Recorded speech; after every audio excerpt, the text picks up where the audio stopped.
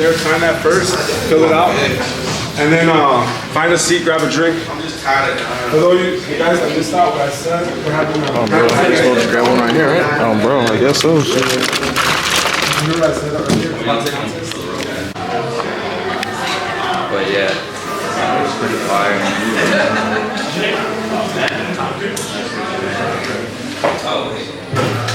Oscar, you saying hi? Yeah, I've been looking at that. How much did you get it for?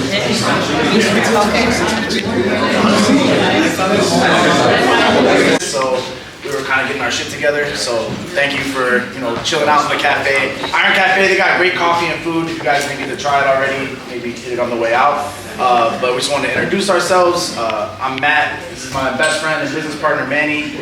We run Sights and Sound Studios, so this is like our home, away from home in here. So thank you guys for joining us. We're partnering with our good friend Oscar, who I'm sure you guys all know, from Notoriety, to do this workshop. We're actually launching a series. So this Better Together thing is going to be a monthly series that we do. And essentially, we, through having this space since 2020, we've met a lot of people, and oftentimes we meet photographers who have been shooting for a while, but maybe only outside or events or things like that, and are a little bit intimidated or uneducated when it comes to studio lighting and studio equipment.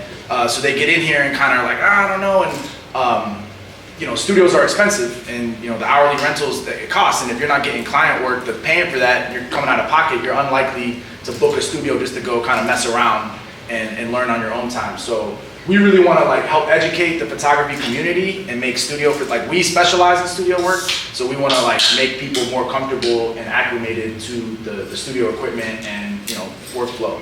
So we want to start hosting monthly workshops where we kind of cover different aspects of that. And build the community. You guys are at the first one ever, but we hope to kind of keep growing this thing and work together to educate everyone a little more. And then also, welcome you guys into our space. Everyone who came today, make sure you sign up for the email, because we're going to send out discount coupons to all you guys for the rentals. So you'll have discounted rates for the studio if you want to book it after kind of going through to us. I'll let Oscar kind of take it from here. I just wanted to kind of talk about our side of it real quick, and then after he's done, we'll kind of get into it. Oh wait, before I was gonna say, quick note, on the studio rentals, just so you know, it includes all the equipment, and our minimum is 2 hours. It's $150 an hour. So everything that's in the studio is available when you do rent the studio. But with the discount codes, obviously, be a lot cheaper. So, but yeah, I just want to say that just because some people are like, well, yeah, it's $400 to get in, and everything is $50, and it's next thing you know, it's not worth it. But yeah, so since we started, we always wanted to make it kind of affordable for people. So instead of nickel and diming for every piece of equipment, we're like, you have access to everything that's in here. But if you don't know how to use it or what to do with it, it's not that valuable, right? So that's why we wanted to kind of launch this and bring value to that kind of stuff. Yeah, and the goal is, how we said, to build a community. And obviously, by offering the space at such a low rate, we'll be able to hopefully find the photographers that we could plug into our network. Because I was telling some of the guys in line, sometimes we get opportunities that we might not have time to do, or we're just busy. But then we can pass that opportunity down to other photographers. So at the end of the day, the goal is to build a community, a roster, if you will. It's if you guys are interested in making some money off your skill, then and we have the opportunities, we'll be able to pass it along. But at the same time, you guys have a place to practice. Mm-hmm. Yeah. Cool. We'll let kind of Oscar take it from here, and then after that, we're going to actually walk you guys through a shoot where we shoot some shoes and kind of explain the process along the way in real time. You'll be able to see it. So I'm usually a low-key, behind-the-scenes dude, so bear with me. My name's Oscar Castillo. I'm the founder of Notoriety. I founded it about maybe 10 years ago. Originally, we were posting footwear news and streetwear news, and when I was getting seated product, I just noticed that a lot of the other blog owners, like Nice Kicks and Soul Collector and Sneaker News, they didn't really have photographers on their team. They were just taking bogus-ass pics with their iPhone, and it just wasn't And then on top of that, whatever agencies these brands were hiring to send images to us, it just wasn't, you could just tell the person really wasn't into footwear, whoever shot it. So I took it upon myself to start shooting stuff that I was being seated. So let's say Nike would send me a pair of shoes just because I was posting about it, or Adidas would send me a pair. I would get the pair and I would just like do my own thing and shoot it. And this was like in 2015. Finish line was like, we love what you're posting. We want the same thing for 2015 was like around the time where like the digital era was starting, right? Everyone started to take social media serious, and all these brands started to have these digital media like plans and everything. And yeah, that's how it started for me. At the time, there weren't a lot of photographers that were shooting footwear. But luckily, I was one of the first ones that started that whole vibe. And yeah, fast forward to 2025, like I've done a lot of stuff with Adidas. Matt, if you could pull up the Instagram. Oh shit, my fault. Big ass back. So, let's go do it. Oh shit. So over the years, we've been able to collaborate with the very same brands that we were writing about. We were able to start a series called Through the Lens. What Through the Lens was me giving a piece of what I'm passionate about to photographers that maybe never shot product before. We've done about 18 of them, and what we do is that we team up with a brand. The brand will give us the product, we give the product to the photographers, and then we create a gallery out of everyone's work. The last one we did was with ASICS in December. The year before was with New Balance. We've done one with Nike, Adidas, just to bring photographers that have never experienced footwear photography to just be a part of my world and what I'm passionate about, and to give everyone a sense of just a different challenge, because a lot of club photographers, concert photographers, they've never shot footwear before. So for me, it's like taking everyone out of their comfort zones and just like letting everyone know that they can do the same thing too if they're passionate about the shit.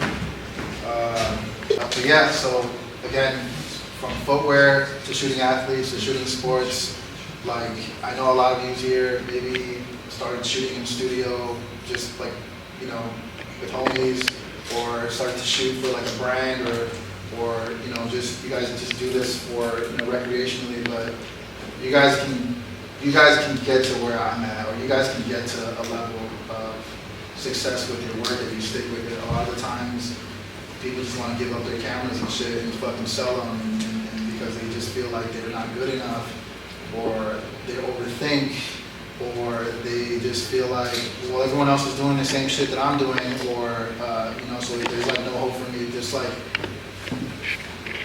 word of advice from me is you need to kill that, because I was the same way. I was comparing my work to everyone else's, and I was like, you know what?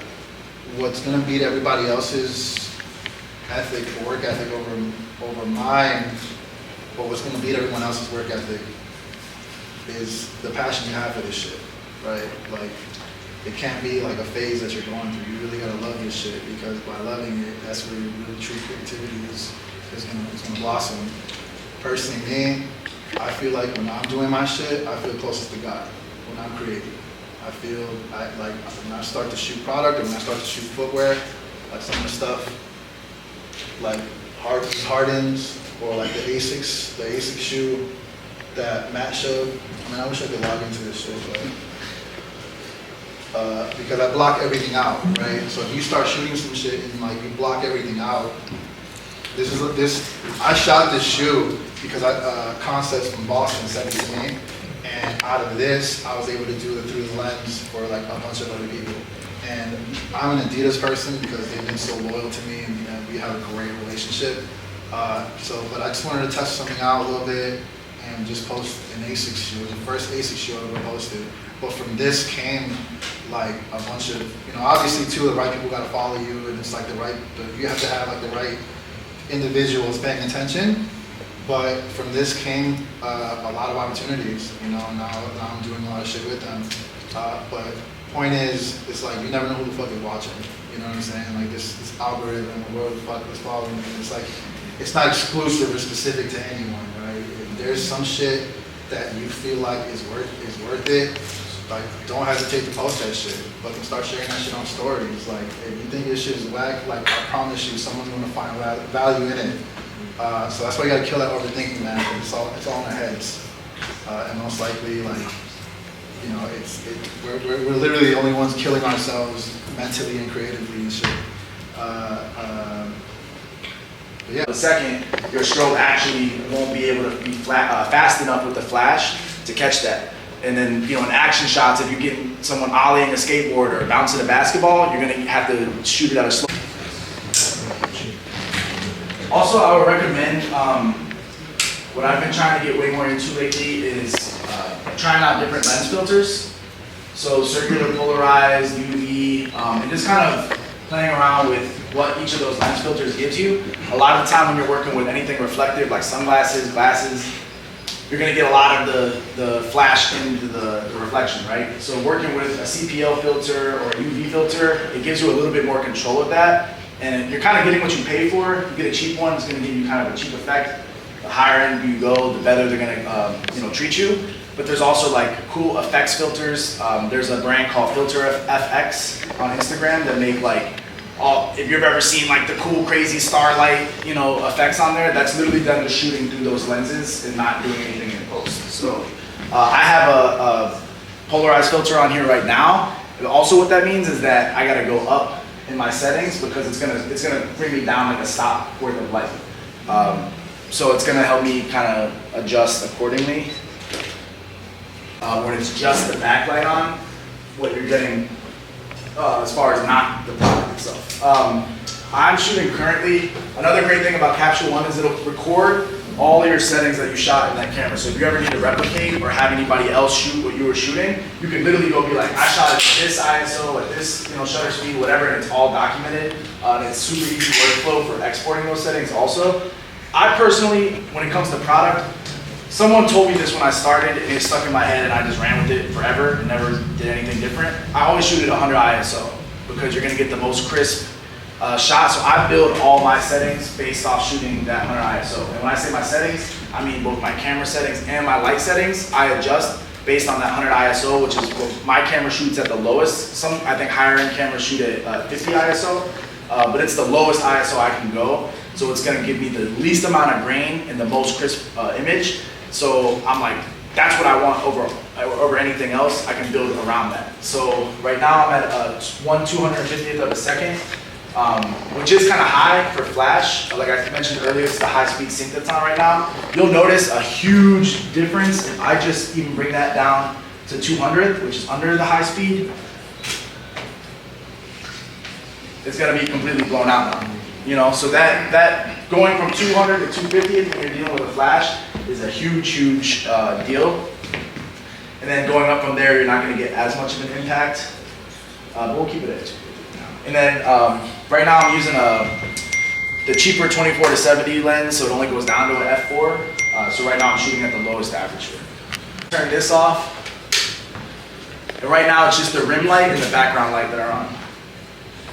So I kind of missed the ball on that one, but again, if you're in here for a few hours, you really can fine tune all those details of like where exactly the light's going, what it's hitting. But this also is a good way to see what effect that rim light is having on the product. Yeah, so then from there, maybe I wanted a spotlight, maybe I wanted to keep that gradient in the background and just spotlight it. Then it's that's where the artistic side of it comes in. How you're choosing to light it based on what mood you want. I would say what this setup is better for is ecom, but we're still getting depth. So we're getting depth because that rim light is showing the difference from the background to the product. The way we're lighting the background is showing a difference from that. I don't really like this spotlight.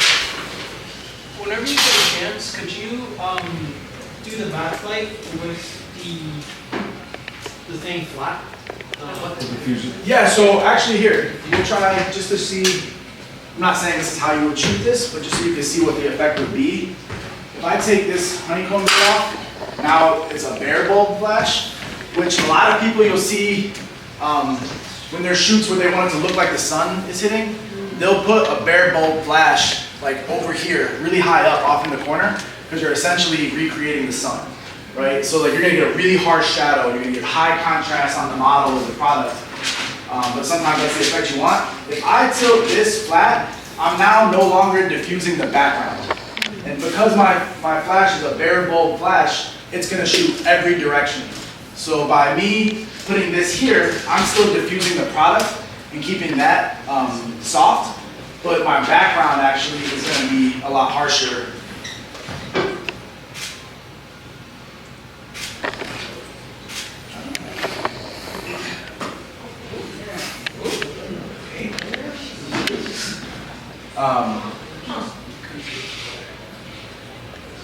So where the tone of the light, so you can see this is much warmer, much cooler. I'd say if I'm shooting this yellow and the product is green, like a warmer light is probably better.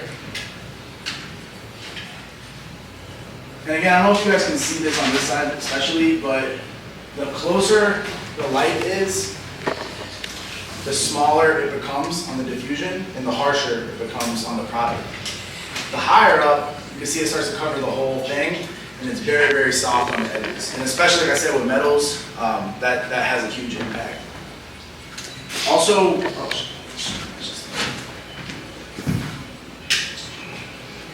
Is there like a certain spot that you're usually at as far as the height, or it just varies depending on what you're shooting? it just varies on how much power I need from the light. Like sometimes I need to be very, very little power, but still shoot through a bunch of diffusion. So I'll lift it like super high up, so that the further away you get, obviously from the product, the less the light's going to affect it. Because so much of this is about experimenting and playing around and adjusting settings. When you have a baseline or understanding of like what each thing does, then you can go and mess around with it and figure it out yourself. You know, there's, as I say, there's like 1,000 ways to skin a cat. You know, you could get this same effect that I'm showing you. It could be done 1,000 different ways. And it's all kind of like personal preference at a certain point. So I really just want to like share the knowledge of like, what it is, why it is, and then you can figure out how it is. You know. So those are super, specifically with product, those are super, super powerful. And I have one more. Yeah, please. What's your favorite level of opacity on the diffusers you use? Whatever this one is. Okay. I don't know. I don't know what it is, but this is a Savage, Savage brand. Okay, nice.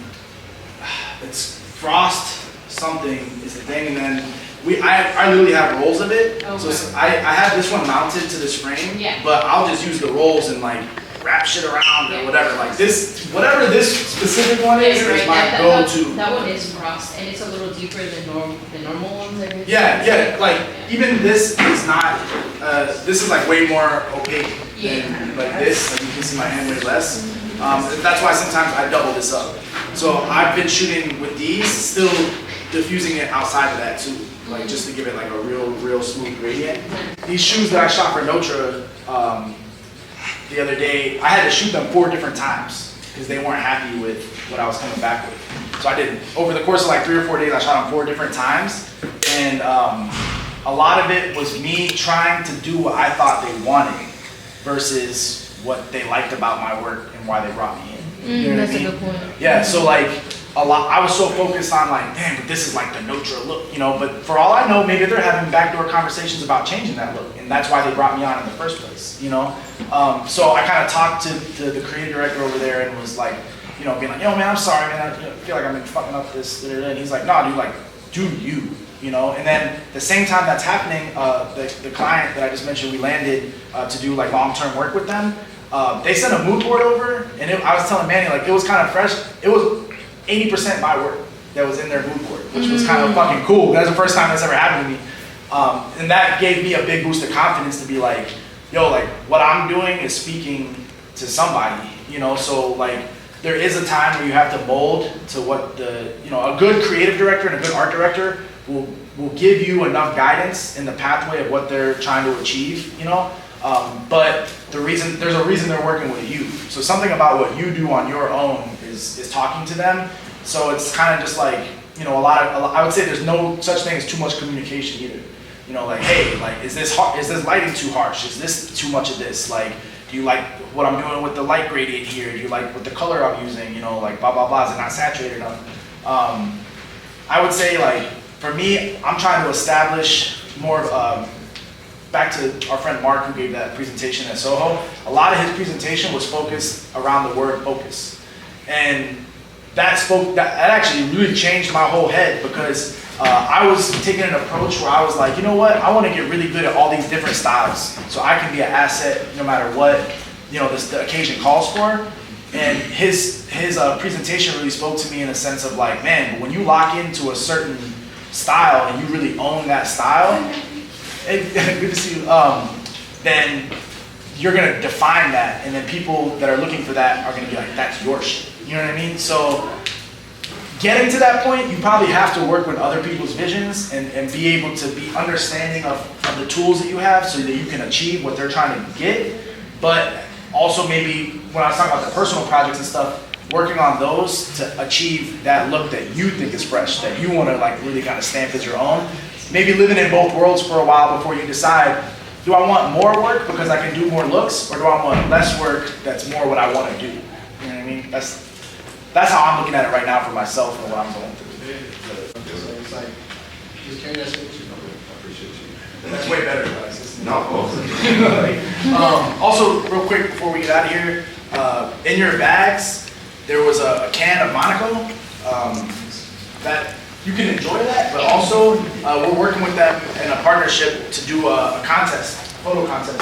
So basically, with what you've learned here today about product shooting, and we're gonna reach out with more details with the email, so make sure you sign up for the email list. But we're actually doing a $1,000 first place prize for a product photo contest with them. So we're gonna announce that publicly, but you guys will have kind of the first crack. And the cans, if you already drank your can for whatever reason, there's more back there, so make sure you grab one before you leave. And then, like I said, we'll follow with more information. But yeah, there was a t-shirt, a sticker, but that can is important because we're gonna be running that contest, and there's $1,000 prize. It's Matthew, one of the owners of Sights and Sound Studios, with my partner Manny.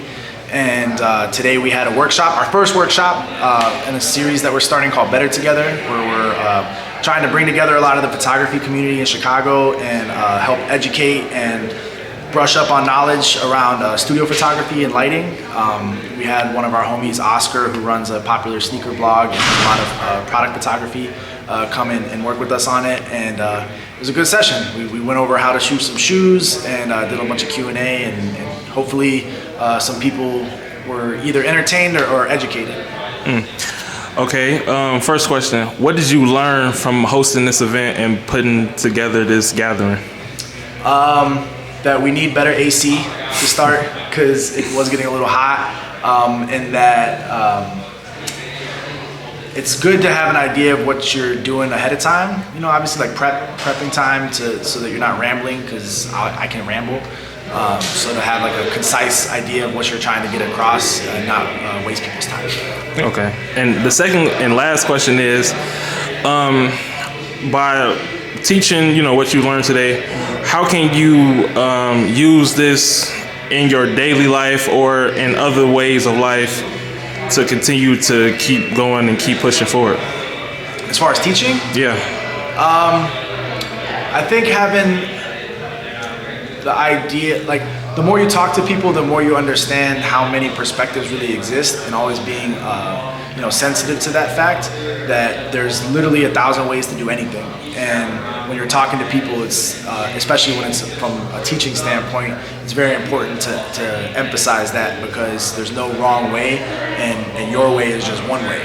So I think the more you teach, the more you understand that, and the more you are eloquently saying it to people, so that they can take away what you're saying, but also understand that they can combine that with their own experiences and their own perspectives to get a totally unique one from whatever it is that you have.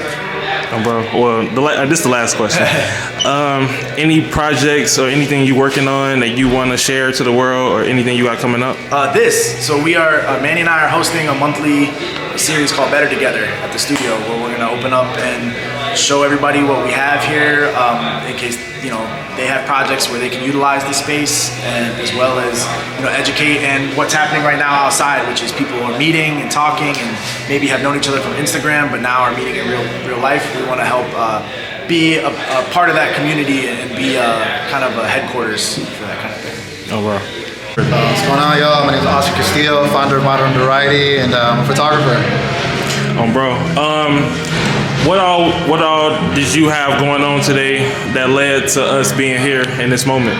Today we had a workshop, just a little different kind of workshop because we talked about mental health and we talked about not overthinking, about creating and stuff like that, and we added a little bit of like lighting techniques and stuff to help you out whenever you step into a studio.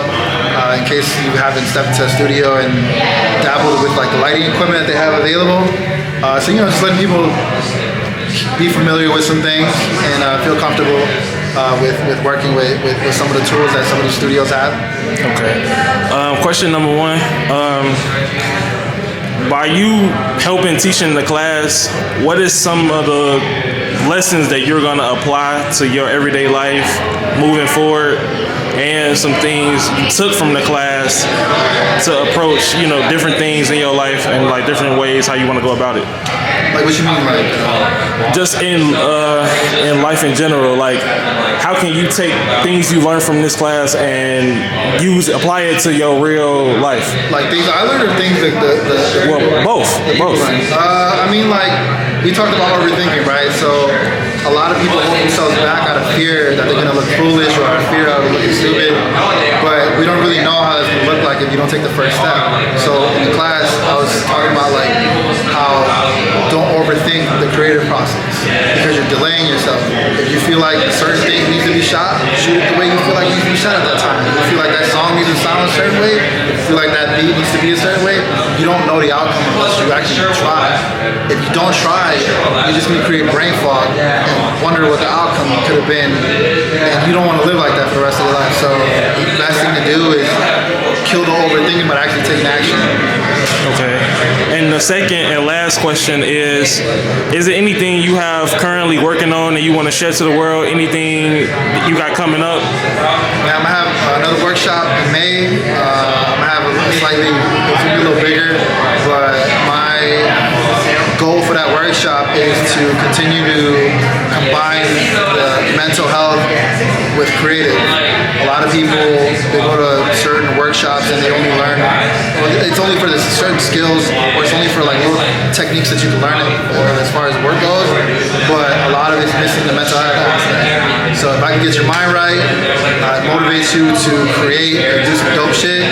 Like if there was any time that you wanted to attend an event like that, like it'd be this one. Bro. K-Rod is. Y'all So, see me. I introduced her to that spot and shit. But I was like, sometimes it does not hit the same as regular ice cream. It's not rude though. Well, it has the same amount of sugar anyway, so it's not that much healthier. Maybe more so it tastes